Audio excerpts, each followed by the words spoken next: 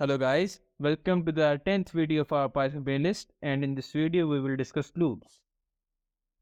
Loops are used when we have to run a code block repeating number of times. So for that, let me write print subscribe CodeMosaic, and if I print this line 5 times, write this line 5 times basically, so CodeMosaic will be printed 5 times. So what if I want to print this line 100 times? So for that, we can use loops. And the other use of a loop is that if we want to iterate through a data structure, so in Python specifically, we discussed tuples, a list, and sets so far. So we can use loops also when we have to iterate through the data structures. So if I want to print, so right now we are going to discuss in this video the for loop. So if we want to print this line 100 times, so for that we should write for I in range, and here I should write 100 and then an indent. I told you in the previous videos, whenever we have a module, we have a conditional statement, we have a loop, and we have specifically we have a colon, then on the next line we should give an indent. So if I run this by, let's say I am writing printing 100 times. So if I run this, so you guys can see that subscribe CodeMosaic is printed 100 times. So what is the range function doing over here? Basically, let me comment over here. The range function has three types. One is range n, the other one is range 1 comma n or s comma n, and s comma n comma I. Let me elaborate now. Range n means the code in the body of the for loop will run n times starting from 0, but n will not be included. What this means? This basically means, guys, that for example, I have written 100, right? So if let's say I print I here also. So if I run this, what will happen? It will start from 0, and if we start from 0, so at 99, 100 iterations or 100 repetitions will be completed. The loop will run 100 times from 0 to 99. So basically, n will not be included. This means that the code will run 100 times. The body of the loop will be executed 100 times, but it will start from, the I will basically start from 0, and it will be going till 99. So if I run this, you guys can see that from 0 to 99, subscribe CodeMosaic is printed. And 99, from 1 to 99 is 99, and 0th one is also added. So the loop has run 100 times. Alright. Now, what does range s comma n means? This means that the loop will start from the number n, and the body will run n minus s times.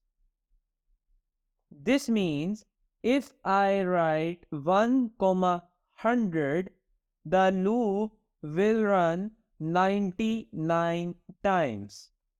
Let me change this, and here I should write uh, 1, 100. So if I run this now, I have to break it. I have to write print range 1, 100, so that it could be easier to understand for you guys. So if I run this now,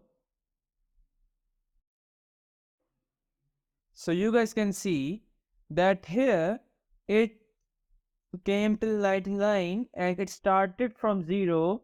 This means that code run the first loop has run 100 times, and the second loop started from 1 to 99 to 99. This means that this loop has run uh, 99 times. So basically 100 minus 1 is 99. Now the last thing is, the last use in the for loop of range is that start to the number with an increment after every iteration. This means the loop will start from S to N, and after every execution there will be an increment of I in the variable. Basically, the variable should satisfy. This I must satisfy the range. I must lie between 1 to 100, and 1 is included but 100 is not included. In the first case, I must lie between 0 to 100, where 100 is not included. So in the last case, what will happen? 1 to 100 with an increment of 2. So this loop will run comparatively lesser times, almost 50 times. And if I run this,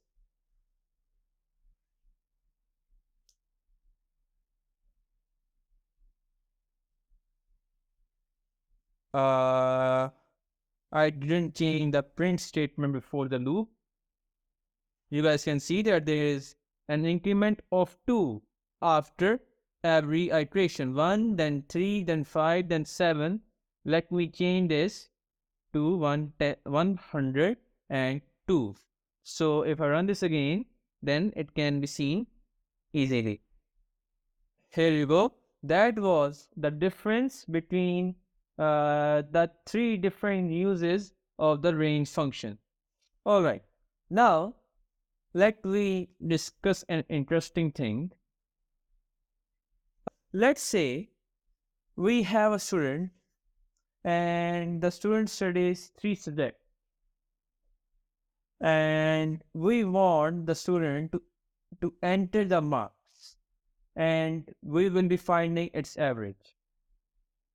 So without loops, what possibilities can be possible? We can do that. We can create either a list. For that, let me take a list. L is equal to empty brackets, and let me take a variable. X is equal to integer input. Please enter marks for subject 1, and let me write L dot append x. And let me copy this code over here and here again, because we have a student who is appearing in 3 subjects. So if I will print this list now, if I run this 23, 24, 25, so you can see that we have a list with the elements 23, 24 and 25 over here. What if the student is taking 10 subjects? So if the student is taking 10 subjects, rewrite these two lines 7 more times. So this can be done easily using a loop. How is that? Now I am converting this code into a loop. Let me take the list over here which is already existing, and I will print this list later. So for I in range, for example 3 right now, okay, what I can do, I can copy these lines and here I can write plus stri. What will be this doing? What this stri is doing, it is converting the I into string, and that will be printed. The input function just takes one parameter. And then I can write L dot append x. So if I run this code now, so it is printing 0 over here because range starts from 0. So I can either update this with I plus 1, or I can change this.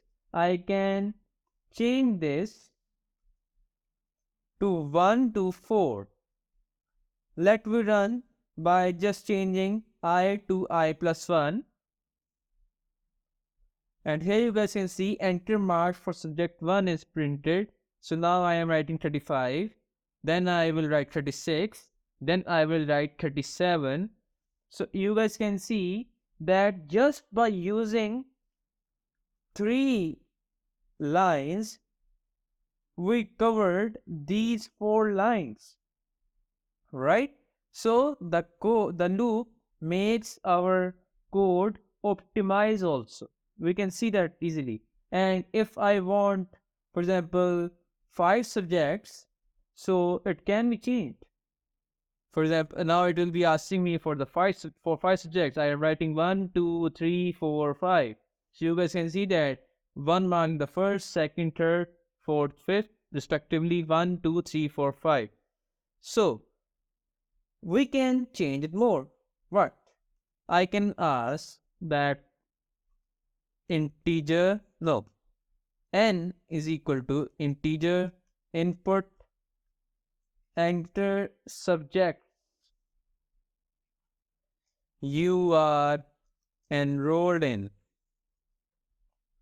right? So I should just replace this 5 with n, and then let's see what happens. I am saying that I am enrolled in 2 subjects. Enter marks for subject 1, 78. Enter mark for subject 2, 42. So you guys can see that it is asking me that how many subjects I am studying in, I am enrolled in, and it is asking me that I have to enter the marks. So in a brief manner, if I say that now I don't need to copy to variate this code, to change this code. I just ask the user, and according to the user I am asking, according to the requirement of the user, I am asking for the subject marks entering. So the last thing in the for loop is we are not discussing the nested for loops in this video.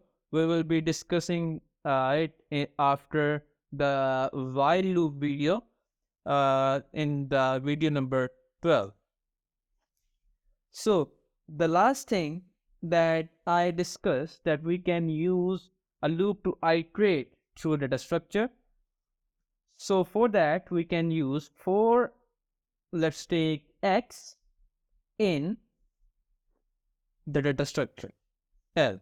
So our list is the data structure, and now I can just print X,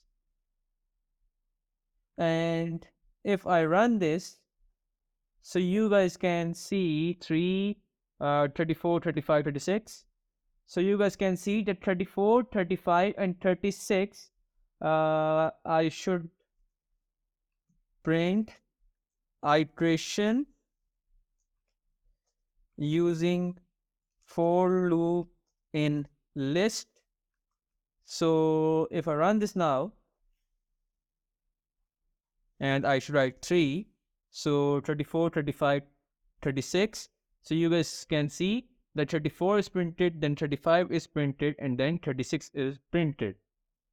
And in the same way, we can use it in the sets and in tuples also. Let me convert list to a tuple. So for that, L is equal to tuple L, and now L is a tuple.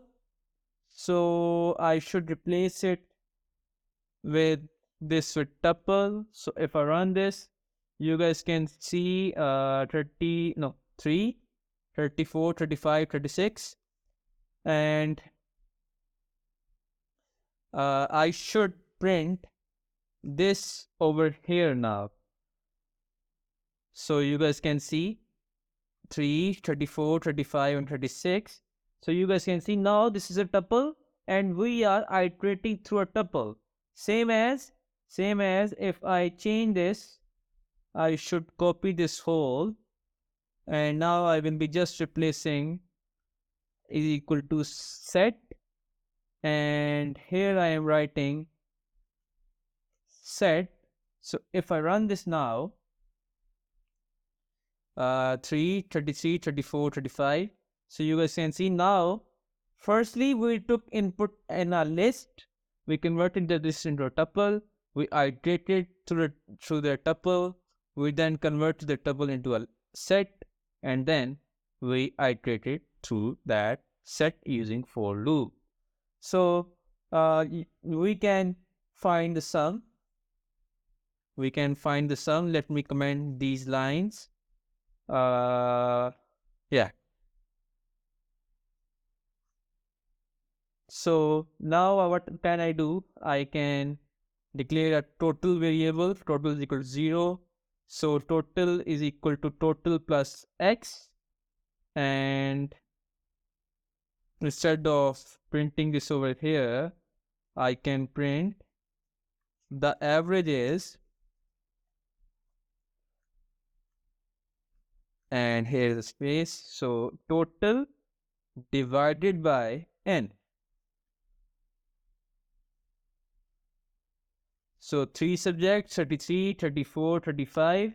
So the average is 34. So this is, let me comment this line also. So this was, in this video, we discussed the for loops in quite detail. So I hope you guys got the concept of range, why we need loops, what are the benefits of the loop, and how the code becomes optimized using the loop. And I hope you guys got the concepts of the iteration through data structures we discussed just now regarding iteration to tuple, list, and sets. So see you guys until the next video. Take care. Goodbye.